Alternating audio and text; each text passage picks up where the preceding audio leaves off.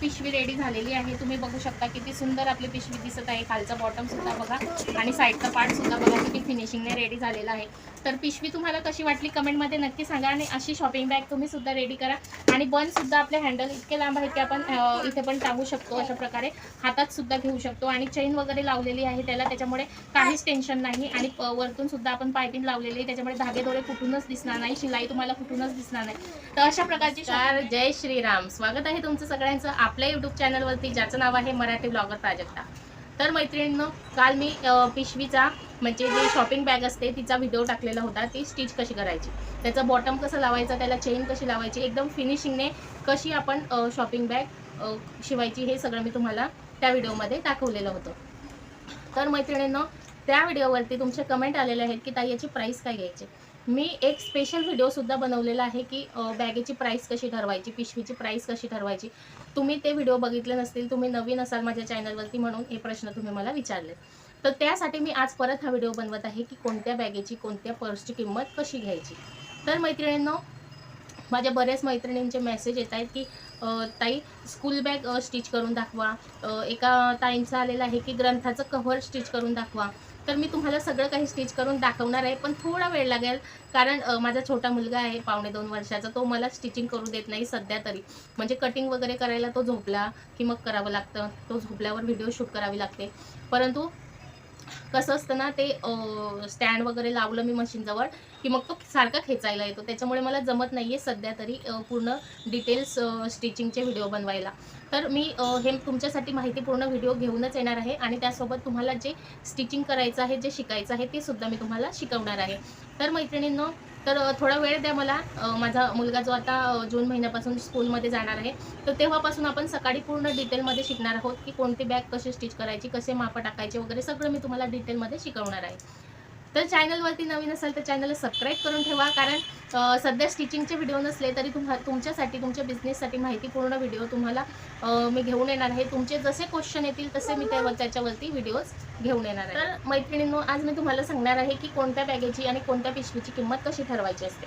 तर मी त्या व्हिडिओमध्ये सुद्धा सांगितलेलं, आज तुम्हाला परत सांगते, जो तुम्हाला वरचा कपडा जो लागतो त्याची प्राईस, त्याच्यामध्ये अस्तरची प्राईस, त्याच्यामध्ये तुम्ही फॉर्म यूज केला असेल तर त्याची प्राईस, त्याच्यानंतर चेन, रनर, रबर शीट वगैरे जे काही तुम्ही यूज करता त्या सगळ्याची प्राईस ठरवायची कशी। आता तुम्ही 1 मीटर कपडा आणला, त्या 1 मीटरमध्ये तुम्ही किती पर्स शिवल्या, जर मोठी साईजची असेल तर 2, छोट्या पाऊच असतील तर 7-8, असं एक पाऊचची मग तुम्हाला त्या कपड्याची किंमत करायची आहे। म्हणजे 4, जर 1 मीटरमधून 4 शिवल्या तुम्ही, तर 1 मीटर किती असतं ते कॅल्क्युलेट करायचं आणि त्याला भागिले 4 करायचं, जी किंमत येईल ती किंमत, अस्तरची किंमत, तुमच्या फॉर्मची किंमत, चेन, रनर जे काही त्याची किंमत ठरवायची। त्याच्यानंतर तुमची शिलाई म्हणजे तुम्ही जी ब्लाऊजची वगैरे आपण शिलाई घेतो ड्रेसेसची, तशी पर्सची शिलाई ठरवायची, या पर्सची एवढी, त्या पर्सची तेवढी, तशी शिलाई ठरवायची। आणि त्याच्यामध्ये तुमचं मार्जिन ॲड करायचं, जे काही असेल 20, 30, 40, 50 जे काही तुम्हाला तुमच्या एरियानुसार ॲड करायचं।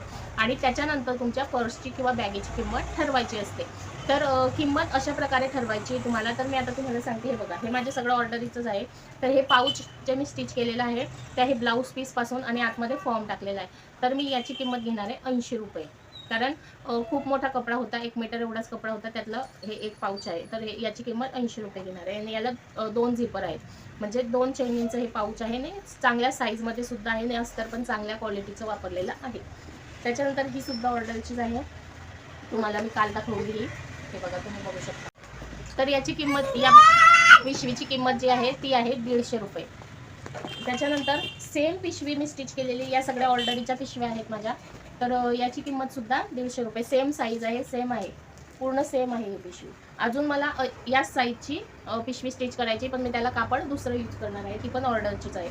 तर त्याच्या आतमध्ये पण मला एक पॉकेट स्टिच करायचं आहे, तर ही 150ची आणि ती 170ची लावेल, कारण त्याच्या आतमध्ये अजून एक छोटं पॉकेट मला स्टिच करायचं आहे। त्याच्यानंतर ही बघा, ही पर्स आहे 200 ते 250 रुपयापर्यंत आरामात जाते, कारण त्याचं कापड तुम्ही बघू शकता वर्कचं आहे। तर ही किंमत जर तुम्ही शहरामध्ये राहता, सिटीमध्ये, तर ती 200-250ला आरामात जाईल आणि गावाकडे 150 पर्यंत जाईल। त्याच्यानंतर ही बघा, ही आहे आपली जी आपण पैठणी साडीपासून स्टिच केलेली, तर याची किंमत आहे 100 रुपये, 100-120 घेऊ शकता आरामात। ही छोटीशी आहे, तर याची पण किंमत 80 रुपये आहे। तर या सगळ्या पिशव्या आपण स्टिच करतो आणि त्यातलं हे बघा अजून एक पैठणी साडीचं कापड उरलेलं आहे. तर अशा पिशव्या तुम्ही स्टिच करत असाल तर किंमत अशी ठरवायची असते. तर किंमत कशी ठरवायची हेच कोणाला कळत नाही आहे. म्हणजे माझे बरेच मैत्रिणींचे हेच मेसेज येतात की ताई याची प्राईस काय घ्यायची, याची किंमत कशी ठरवायची. तर किंमतचं पण एक कॅल्क्युलेशन आहे आणि बॅगेच्या मापाचं सुद्धा एक कॅल्क्युलेशन आहे. काल मला एका ताईचे मेसेज आलेला की ताई मी हँडबॅग आणि प्रवासी बॅग जे असते म्हणजे ट्रॅव्हल बॅग ते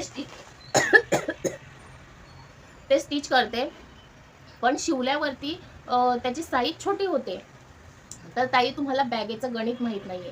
बॅगेचा पण एक गणिताचा चार्ट आहे. तुम्हाला हव्या त्या मापामध्ये तुम्ही ती बॅग स्टिच करू शकता. त्यासाठी फक्त तुम्हाला माझा जो आधीचा व्हिडिओ आहे त्यामध्ये तुम्हाला मी संपूर्ण चार्टसुद्धा दिलेला आहे आणि पूर्ण बॅगेचं जे गणित आहे ते सांगितलेलं आहे. तर ते तुम्ही बघू शकता. त्याच्यामध्ये मी पूर्ण डिटेल सांगितलेलं आहे. कोणत्या बॅगेसाठी किती मापाचं हँडल पाहिजे, कोणत्या मापासाठी किती आपण मार्जिन घेतली पाहिजे, त्याचा बॉटम कसा काढला पाहिजे, सगळं काही मी तुम्हाला डिटेलमध्ये त्यामध्ये सांगितलेलं आहे. तो व्हिडिओ जर तुम्ही बघितला आणि त्या चार्टनुसार तुमची कटिंग झाली तर तुमची बॅग कधीही छोटी होणार नाही. छोटी होण्याचं एकच कारण असतं ते म्हणजे बॉटम. तर मैत्रिणींनो, बॉटमचा जो साईज असतो, आता तुम्हाला 3x3चा बॉटम घ्यायचा आहे म्हणजे 6 इंच तुमचे बॅगेतले कमी होत आहे. जर तुम्ही बॉटमची मार्जिन त्यामध्ये पकडली नाही तर तुमचे 6 इंच बॅगेच्या उंचीमधून मायनस होतात. तर ही गोष्ट तुम्हाला माहिती नसते. तुम्ही फक्त यूट्यूबवरती बघून ते स्टिच करता, पण मग बॅगेचं जे माप आहे त्याचं पण एक गणित असतं. हे याचे क्लासेस चालतात बॅगेचे, ते तुम्हाला कोणीच सांगणार नाही. तर हे गणित तुम्हाला लक्षात ठेवायचं आहे बॅगेचं, की बॉटमचा जो साईज आहे, आता मोठी जी प्रवासी बॅग तुम्ही स्टिच करता त्याच्यामध्ये आपण 4x4चा जो चौकोन असतो तो कट करत असतो बॉटमसाठी. तर त्याला 8 इंच तुमच्या बॅगेमधून मायनस होतात. त्याच्यामुळे उंचीमध्ये 8 इंच जास्त घ्यायचं असतं आणि 3x3चा जर तुम्हाला चौकोन कट करायचा असेल बॉटमचा तर तुम्हाला 6 इंच एक्स्ट्रा घ्यायचं आहे उंचीमध्ये. उंची जी असते उभी त्याच्यामध्ये, ती रुंदी असते त्याच्यामध्ये नाही, फक्त उंचीमध्ये तुम्हाला जास्त घ्यायचं आहे. तर 2x2चा असेल तर 4 इंच, 3x3चा असेल 6 इंच आणि 4x4चा असेल तर 8 इंच असं तुम्हाला उंची असेल. त्याच्याने तुमच्या बॅगेची उंची किंवा बॅग छोटी होणार नाही. तर मी त्याच्यामध्ये सुद्धा तुम्हाला सांगितलेलं होतं की बऱ्याच ताईंचे मेसेज येतात की मी बॅग वगैरे तर छान स्टिच करते पण माझी बॅग छोटी होते. तर त्याचं एकच कारण आहे की तुम्ही त्याच्यामध्ये बॉटमचा जो साईज आहे तो धरत नाही आणि त्याच्यामध्ये तुम्ही शिलाईची मार्जिनसुद्धा पकडत नसाल.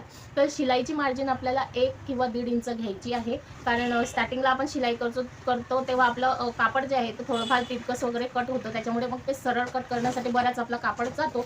त्याच्यामुळे तुम्हाला 1-1.5 इंच एक्स्ट्राच कट करायचं आहे. त्याच्यामध्ये बॉटमची मार्जिन पकडायचं आहे आणि मग तुम्हाला तुमच्या बॅगेची कटिंग करायची आहे. तर हे सगळं तुम्ही लक्षात ठेवलं तर तुमची बॅग एकदम छान स्टिच होईल आणि छोटी होणार नाही आणि तुम्हाला कोणताही प्रॉब्लेम येणार नाही. दुसरी गोष्ट, जर तुम्हाला पिशवी स्टिच करता येते परंतु तुम्ही जेव्हा चेन लावता पिशवीला, हे बघा मी तुम्हाला काल दाखवलेलं की चेन जेव्हा लावता तुम्ही पिशवीला तेव्हा इथून आपण दाब स्टिच देतो. जर आपण हे जे काही पायपिंग ती केलेली नसते तेव्हा, तर पायपिंग यासाठी करायची असते की तुमचे जे धागेदोरे असतात पिशवीचे कपड्याचे ते तुमच्या चैनीमध्ये अडकू नये म्हणून. तर ही जी हे बघा मी तुम्हाला एकदम इझी सांगितलेलं होतं. हे बघा तुम्हाला आतमध्ये सुद्धा कुठेच धागेदोरे दिसणार नाही आणि बाहेरून सुद्धा एकदम छान, आणि आतमध्ये पण तुम्ही बघू शकता कुठेच तुम्हाला शिलाई दिसणार नाही, बाहेरून सुद्धा शिलाई दिसणार नाही. तर अशा पद्धतीने जर तुम्ही पिशवी स्टिच केली किंवा बॅग स्टिच केली की जेणेकरून त्याच्यामध्ये एकदम फिनिशिंग येईल आणि प्रोफेशनल पद्धतीने तुमच्या पिशव्या दिसतील. तर तुमचे कस्टमर जे आहेत ते वाढतील आणि तुमच्या कामाची पण लोक दाद घेतील. तर हे गोष्ट तुम्हाला लक्षात घ्यायची आहे. आणि अजून काही तुमच्या शंका असतील बॅगेविषयी, कटिंगविषयी, स्टिचिंगविषयी तर तुम्ही मला विचारू शकता. तुम्हाला रनर इन्सर्ट करता येत नसेल तर त्यासाठी सुद्धा माझे आधीचे जे बॅगेचे व्हिडिओ आहेत त्यामध्ये काही तुम्हाला सांगितलेलं आहे की रनर कसं इन्सर्ट करायचं एकदम इझिली. आणि त्याच्यानंतर अजून छोटे पाऊच वगैरे, कॉइन पाऊच, जे काही तुम्हाला स्टिच करायचं आहे ते तुम्ही माझे व्हिडिओ बघून स्टिच करू शकता. आणि काही तुमचे प्रश्न असले ते सुद्धा तुम्ही मला विचारू शकता. मशीनच्या बाबतीत असो किंवा बॅगेच्या बाबतीत असो, स्टिचिंगच्या बाबतीत असो, काहीही असो तुम्ही मला विचारू शकता. तुम्हाला काही प्रमोशन करायचं असेल यूट्यूब चॅनलचं किंवा तुमच्या प्रोडक्टचं ते सुद्धा तुम्ही मला कमेंटमध्ये सांगू शकता. तर ही सगळी झाली आपली. तुम्हाला समजलंच असेल की बॅगेची किंमत आणि पिशवीची किंमत कशी ठरवायची आणि त्याचं मार्जिन कसं पकडायचं. तर तुम्ही जर त्या मार्जिनने कटिंग वगैरे केली तर तुमची पिशवी किंवा बॅग छोटी होणार नाही आणि व्यवस्थित स्टिचिंग होईल.